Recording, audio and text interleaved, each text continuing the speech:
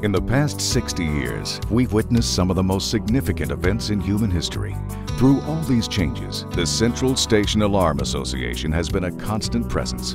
Supporting businesses around the world, CSAA is helping to keep people safe and sound. CSAA was founded as the trade association for the professional alarm monitoring industry in 1950, just as a new era in history was launched. Elvis was rocking the world, and the U.S. economy, along with the birth rate, boomed.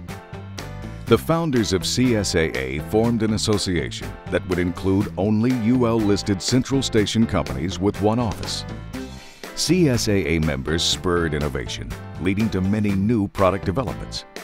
By the end of the decade, CSAA was a force powerful enough to petition the FCC to reserve channels for central station use.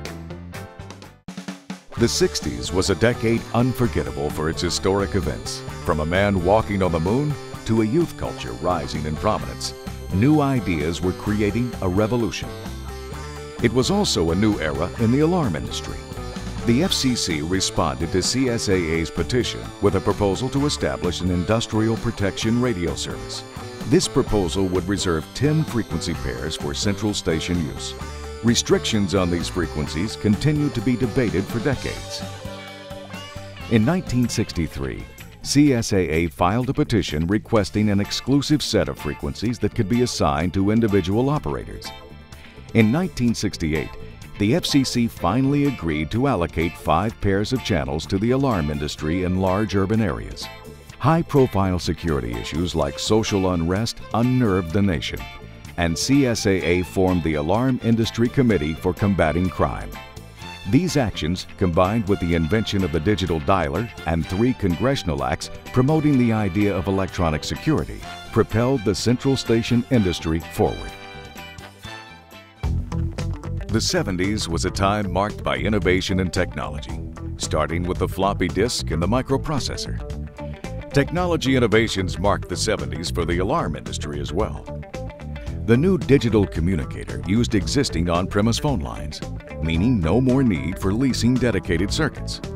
This, along with national publicity relating to crime and arson, led to a rapid expansion of the protective service industry.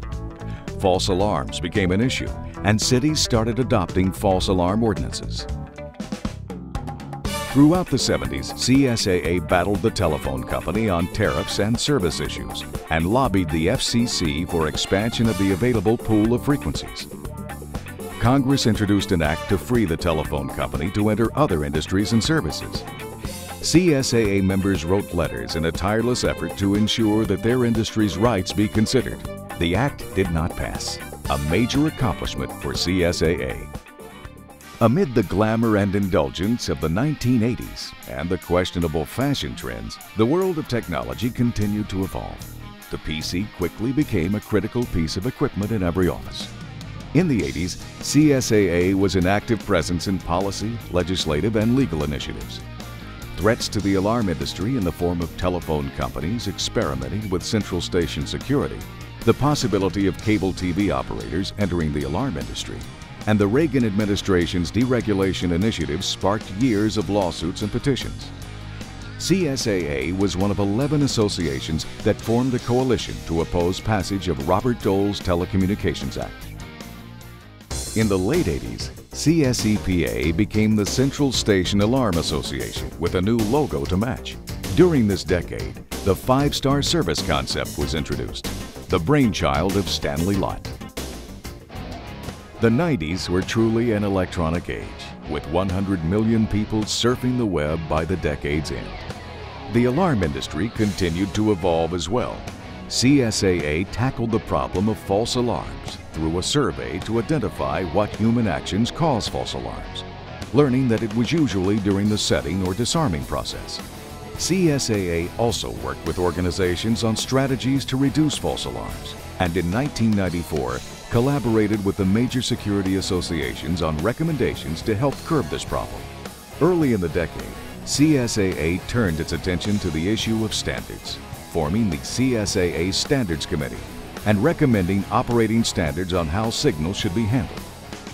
During the 90s, CSAA and its members spent much effort working with Congress to ensure that the industry's needs would be considered when passing a new Telecommunications Act signed by President Clinton. In 1992, CSAA also hired its first full-time employee, Steve Doyle, as Executive Vice President. Later, additional staff was added. The 2000s were a decade of uncertainty and unease. Terrorists attacked on 9/11, and Hurricane Katrina created havoc in New Orleans. Financial disasters were marked by recession and banking crises worldwide. Through it all, the compassionate nature of Americans was revealed. During this decade, we also witnessed significant advances in technology. CSAA was right there, putting it to use for its members. From online training to educational webinars that opened the doors of learning, CSAA focused on providing a variety of educational opportunities. Enhancing connections was key. Email newsletters and social networking sites gave CSAA the ability to reach out with needed industry information. The 2000s also marked a time of expanding membership benefits. The CSAA 5 Diamond program was developed to distinguish central stations with a 100% commitment to educate all operators, and new trade shows and meetings focused on the concerns of the industry. In 60 years, the world has witnessed overwhelming change. CSAA has changed too, from a small group to a globally influential organization. What hasn't changed is our mission to represent and educate the central station alarm industry. As we move forward, we'll continue to promote the highest standards for security protection around the globe.